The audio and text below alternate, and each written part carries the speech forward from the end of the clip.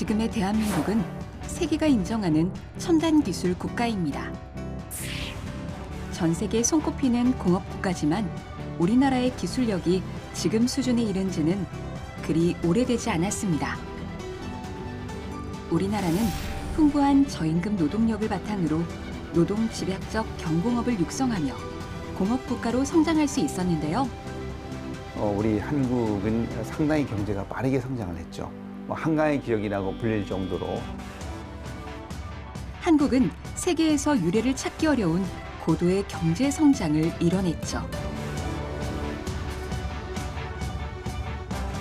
이 같은 경제 성장의 발판이 된 건 제조업으로 대두되는 2차 산업입니다. 1953년 한국전쟁 이후 1인당 국민소득 67달러. 세계 최빈국에서 지금은 경제 규모 10위권 안팎에 이르는 경제 선진국이 됐죠. 한국은 수십 년이란 짧은 세월 동안 빠른 경제 성장과 함께 극심한 산업 구조의 변화를 겪어왔습니다. 그 시작점으로 거슬러 올라가 보죠. 전쟁으로 전 국토가 폐허가 되고 산업 기반이라고 남아있는 게 없었던 시절. 1950년대 우리나라는 세계에서 가장 못 사는 나라 중 하나였습니다. 기아와 질병, 가난으로 고통받았던 나라였죠. 이를 극복하기 위해 우리나라는 1960년대 경제개발 계획을 추진했는데요. 하지만 대외적으로 교역과 산업 발전 정도가 현저히 낮았고 농업 기반 산업이 전체 40% 이상 차지했고요. 자본과 자원, 기술까지 부족했죠. 그러나 당시 우리에겐 값싼 노동력이 있었습니다. 풍부한 저임금 노동력을 바탕으로 경공업을 육성해 공업국가로 발돋움하기 시작했죠. 가발이나 신발, 그리고 섬유처럼 무게가 가벼운 물건을 생산하는 경공업은 우리나라 공업화 초기에 매우 중요했던 핵심 분야였고 대한민국의 경제 발전은 바로 그때부터 시작됐습니다. 1950년대 후반 그리고 1960년대를 지나며 우리나라의 경공업 제품의 수출은 급신장했고 본격적인 경제 성장이 시작됐습니다. 공업화가 시작되며 많은 것이 변했습니다. 농지였던 곳에 하나둘 공장이 들어서기 시작했고 이내 거대한 공업단지가 되었죠. 이제는 그 흔적과 모습이 도시 안에서 서서히 지워져 가고 있지만 아직도 곳곳에 시대의 흔적을 간직하고 있는데요. 이곳은 구로공단의 형성부터 모든 것을 총괄을 했었던 한국수출공업단지 총본부가 되는 겁니다.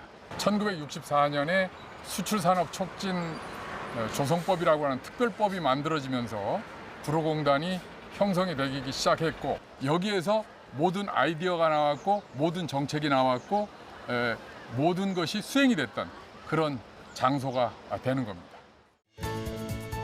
1961년부터 경제개발 5개년 계획이 실시됐고 그중 구로산업단지는 수출 진흥과 국민 경제의 균형 있는 발전에 기여할 목적으로 조성되었습니다. 그렇게 1967년 허허벌판이었던 구로동 인근에 공단이 탄생했는데요. 우리나라 최초로 지정된 국가산업단지.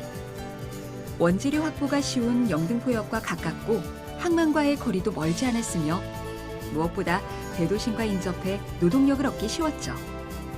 복잡한 기계보다 사람 손재주의 의존도가 높은 경공업은 사람이 중요한 산업이었고 전국에서 일자리를 찾는 사람들이 몰려들며 산업단지 개발의 신호탄이 되었습니다.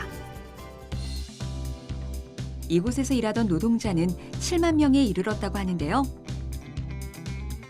지금은 당시의 흔적을 찾기 쉽지 않지만 높은 빌딩들 사이 당시 생산기지 역할을 하던 장소들이 남아 있습니다. 1982년에 9개의 기업체가 조인트를 내서 만든 구로 봉제협동조합이라고 하는 그런 장소입니다. 상당히 많은 섬유 봉제 산업이 여기에서 이루어졌다. 이렇게 볼 수가 있고. 당시 구로공단은 160여 개 업체가 들어섰는데 생산하는 제품도 다양했습니다. 완구, 안경, 고무풍선, 스웨터, 쌍안경, 그리고 목제품에 이르기까지 품목이 다양했는데요. 그중에서도 가장 많은 비중을 차지했던 건 바로 방직 산업이었습니다. 옷과 가방, 가발 등의 제품을 밤낮 없이 생산해 수출했죠. 구로공단의 성공을 계기로 전국 곳곳에 산업단지가 만들어지기 시작했고 이곳은 산업화의 상징이 되었는데요. 공업화라는 역사적인 산업의 전환점에서 가장 큰 역할을 한 건 여성 근로자들이었습니다. 농업이 강조되던 전통사회에서 줄어들었던 여성의 역할이 이곳에서는 그 어느 때보다 커지게 된 거죠. 하지만 오늘날과 비교해 당시의 노동 환경은 너무도 열악했습니다. 게다가 절반 이상이 성인이 안 된 10대 소녀들. 가족을 먹여 살리기 위해 농촌에서 도시로, 공장으로 온 거죠. 그 당시에는 이 경공업 위주의 산업이 발달하다 보니까 단순 노동이 필요하게 된 것이고 그런 단순 노동력을 우리의 여성 근로자들이 채워줬다고 하는 겁니다. 60년대라고 하는 것은 농업 기반이 한 40% 이상을 차지합니다. 그러다 보니까 농촌에서 여성들이 할 역할이 없죠. 그리고 도시에 나온다 그래도 특별하게 뭐 그렇게 할 일이 없었는데 이런 직장을 얻는다라고 하는 것은 굉장한 자부심을 갖게 되는 것이죠. 가족을 위해 어린 나이에 일을 시작해야 했던 젊은 여성들. 그들의 피와 땀으로 일궈진 구로공단은 그렇게 한강의 기적의 초석을 놓았습니다. 1970년대 초반부터 15년간 구로공단 생산 제품의 수출이 우리나라 전체 수출의 10%를 차지할 정도였죠. 그렇게 방직 산업을 필두로 한 경공업은 우리나라 경제를 이끄는 한 축이 되었지만 한계가 분명했습니다. 여전히 사람의 손을 많이 거쳐야 했고 생산물의 가격도 낮았죠. 이러한 문제는 경공업 중심의 수출 지향적 정책을 탈피하고자 하는 요인이 되었습니다. 살 길이라는 것은 우리가 자원도 없는 국가입니다. 자원도 없기 때문에 우리는 뭐 처음에는 손재주로 시작을 하는 거죠. 일자리가 많이 없었던 상황에서 일자리가 많이 만들어졌고 그 풍부한 노동력에 의해서 이런 노동집약적인 경공업이 발전할 수 있었다라고 볼 수가 있고요.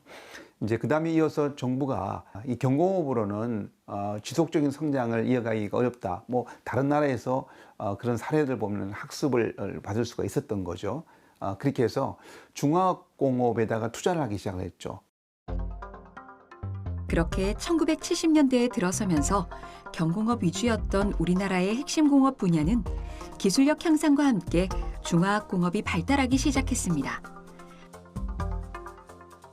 1970년대엔 철강, 기계, 조선, 화학공업이 1980년대에는 더 높은 기술력이 뒷받침돼야 하는 정밀 기계, 전자, 자동차 산업 등 기술 중심 산업이 세계 시장에서 경쟁력을 확보하며 성장하기 시작했는데요. 우리나라의 산업 구조 변화에도 큰 영향을 끼쳤습니다. 전형적인 농업국이었던 대한민국이 20여 년 사이에 공업국으로 탈바꿈한 거죠. 부가가치가 높은 중화학공업의 발전은 우리 서민의 일상도 바꿔놨습니다. 생활 수준은 이전과 비교할 수 없을 만큼 달라졌는데요. 수출액과 국민 소득이 빠르게 증가했고 사람들의 생활 수준도 크게 향상되었습니다. 교육과 의식 수준도 높아지면서 문화와 예술 분야도 발달하기 시작했고요. 선진국으로의 도약을 꿈꿀 수 있게 됐죠. 경제 성장률은 떨어질 줄 몰랐고 근로자의 생활 수준에도 큰 영향을 미쳤죠. 1인당 국민 총소득은 수십, 수백 배 늘어나면서 우리의 일상도 크게 달라졌습니다. 중화공업화 비율은 1979년 말 50%를 넘어서게 됐고 그 사이 축적된 기술과 자본력은 경쟁력 있는 다른 산업 발전으로 이어지죠. 세계 철강 산업은 20세기 중반까지 유럽과 미국 기업에 의해 주도되어 왔습니다. 그러다 1970년대 이후 우리나라와 일본 기업이 급부상하면서 철강 산업의 구조가 재편되었는데요. 철강 산업은 조선, 자동차, 건축 분야의 기초가 되어 왔고 세계 각국이 국가 보호 조치 아래 기간 산업으로 육성해 왔습니다. 신흥 공업국들이 급부상하며 국내 철강 기업은 경쟁력을 되찾기 위해 건축 외장재 맞춤화 소량화라는 새로운 시도를 한 건데요. 일반 철강재보다 가격이 비싸지만 여러 소재의 무늬나 질감을 표현할 수 있어 세계적인 커피 브랜드 매장에서도 사용되고 있습니다. 그러나 우리나라의 산업 경쟁력은 곧 또 다른 위기를 맞이하게 되는데요. 중국의 공업화와 함께 우리나라 산업 구조에 변화가 몰려옵니다. 국내 임금 수준이 높아지며 세계 시장에서 가격 경쟁력을 잃게 된 건데요. 이는 새로운 걱정거리로 떠올랐죠. 1980년대 후반부터 시작된 중국의 공세는 거셌습니다. 우리나라의 산업 경쟁력이 중국에 크게 뒤처지기 시작했는데요. 저임금과 풍부한 노동력을 바탕으로 한 중국의 제조업이 고도 성장을 하면서 국내 경공업은 경쟁력을 상실했고 그 자리는 수입이나 현지 생산으로 대체되어 갔습니다. 많은 기업이 중국을 비롯한 제3세계 국가로 옮겨가기 시작했고 이마저도 불가능한 기업은 문을 닫거나 다른 분야로의 돌파구를 찾기 시작했습니다. 2차 산업 위기의 원인은 우리나라 내부에서도 찾아볼 수 있습니다. 높아진 생활 수준에 삶의 질을 중시하는 분위기 속에서 제조업의 인기가 식기 시작한 건데요. 3D 업종이라는 용어가 등장하고 산업재해, 저임금, 고강도의 노동 현장으로 인식되며 제조업 기피 현상이 생겨났습니다. 한국의 제조업 노동자 비중은 정점이었던 1989년을 기준으로 가파르게 감소했고 제조업의 전성기는 1990년대 말에 들어 끝나게 된 건데요. 이 시점은 경제 호황기를 지나 하강기에 접어드는 때와 맞물려 있습니다. 하지만 그 시점부터 새로운 산업이 등장하기 시작합니다. 개인용 컴퓨터가 보급되고 가전제품 생산이 늘어나면서 핵심 부품인 반도체의 중요성이 커지기 시작한 건데요. 반도체 연구를 해온 우리나라 기업들은 1990년대 후반에 이르러서는 반도체 세계 판매량 2위를 달성했고 이 고부가가치 제조업은 기술, 자본 집약적 첨단 산업 시장에 큰 역할을 해주었는데요.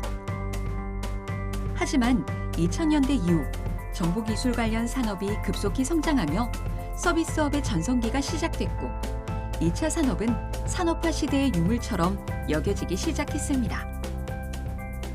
우리 공장 이런 부분들을 다 해외로 내보내고 우리는 그냥 그거 나중에 수입만 하고 살 거냐. 그건 아니다. 4차 산업혁명을 활용하자 해야 되는 거죠. 잘 활용해서 2차 산업, 3차 산업의 경쟁력을 높이는 하나의 기회로 만들어야 되지 않을까 생각합니다. 네, 2차 산업을 뿌리 산업이라고도 이야기합니다. 뿌리 산업 이야기하는데 사실 우리가 나무가 이 뿌리가 없이 나무가 성장할 수는 없었지 않습니까? 그런 튼튼한 뿌리가 있었기 때문에 우리 한국 경제에 이 나무가 이렇게 자랄 수 있었고 열매를 맺을 수 있었다라고 봅니다. 2차 산업을 우리가 잘 관리를 해서 경적에 있는 뿌리 산업으로 더 거듭나게 만들어 줘야 되고 그게 바로 우리 한국 경제의 이 나무가 더 풍성하게 자랄 수 있는 힘이 되지 않을까 생각합니다.